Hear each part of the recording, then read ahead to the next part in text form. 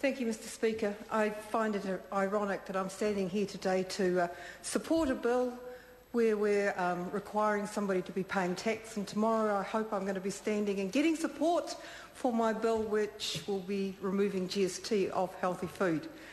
I'm hoping still. But to look at the situation now, on Waitangi Day this year, our present Governor-General stood on Ōnaku Marae, which was the first place in Te Waipounamu to sign the Treaty of Waitangi 170 years ago. And while he was there this year, he referred to the example set by Ngāi Tahu as providing us with a vision in which the treaty is not a burden but a beacon for all New Zealanders. And he explained what he meant by beacon in these words.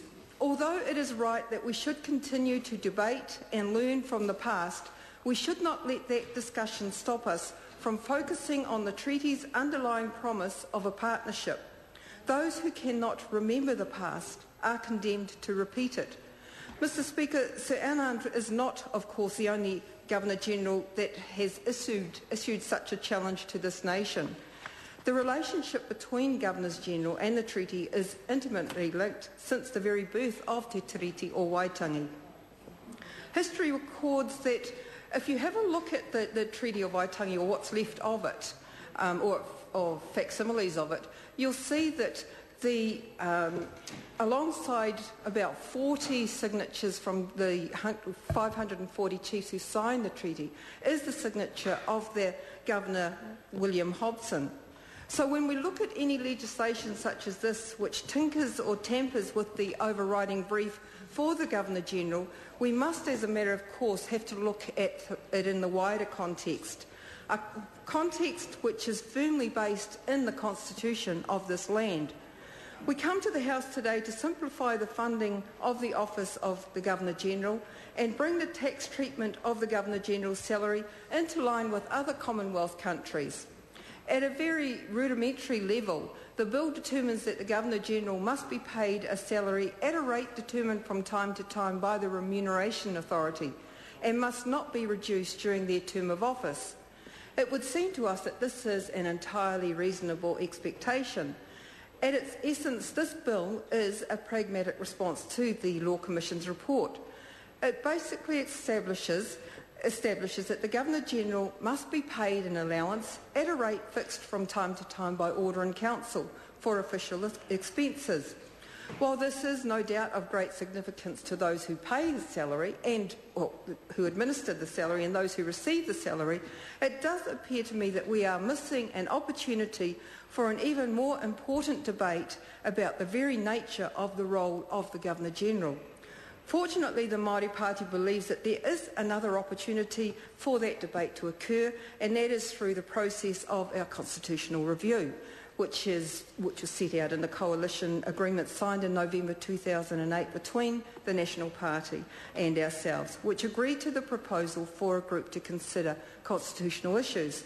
This proposal relates to the Māori Party policy to establish a constitutional commission aimed at, among other things, drafting arrangements that give effect to the Treaty of Waitangi. And within that same framework, we seek to appoint, as an officer of Parliament, a parliamentary commissioner for the treaty to proactively promote the treaty's commitment to partnership. Coming back to the bill then, and perhaps the most contentious aspect, which is that in the Law Commission's view, it is no longer appropriate for the Governor-General's salary to be exempt from income tax. Similarly, there is no longer sufficient justification for a statutory power to exempt the Governor-General from paying any public or local tax, duty, rate, levy or fee. And I bet he's been paying GST on healthy food anyway. And so, again, inevitably, I return to the connection between Te Tiriti o Waitangi and the Governor-General.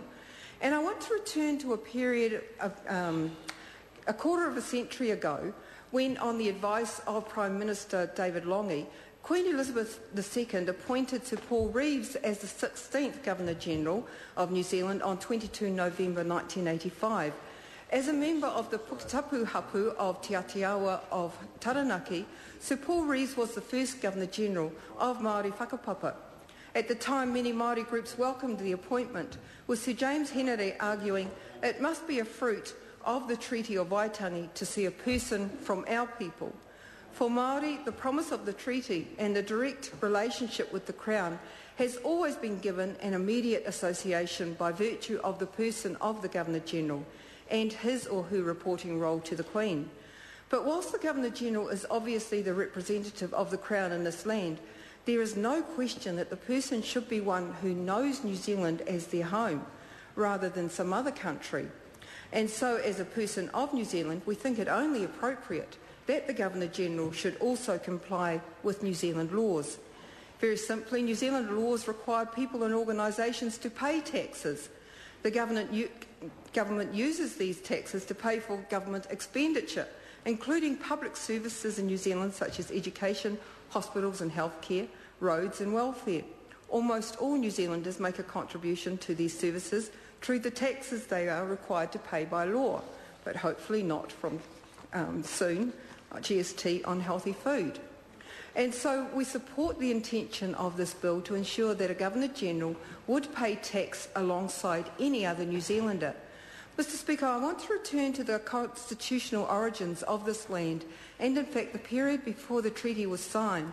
In 1839, the Colonial Secretary Lord Normanby, in his instructions to Governor Hobson, recognised that Māori tribes held title to all land in New Zealand, and I quote, "Māori title to the soil and to the sovereignty of New Zealand is indisputable and has been solemnly recognised by the British government," he wrote in 1839. The first two governors acknowledged that the treaty recognised Māori title to the whole of Aotearoa, and it wasn't until the late 1840s, with increasing pressure from settlers, that unoccupied land was classified as wasteland. These early beginnings of our treaty partnership and the guidance and directions of the Crown's representative at that time provide a very significant role in the formation and development of this nation. They are indeed at the roots of what it is to be a New Zealander. The payment of taxes, like all other New Zealanders, is but one part of consolidating the role of the Governor-General as inherently, intrinsically part of the history of this land. The Māori Party is happy to support this bill.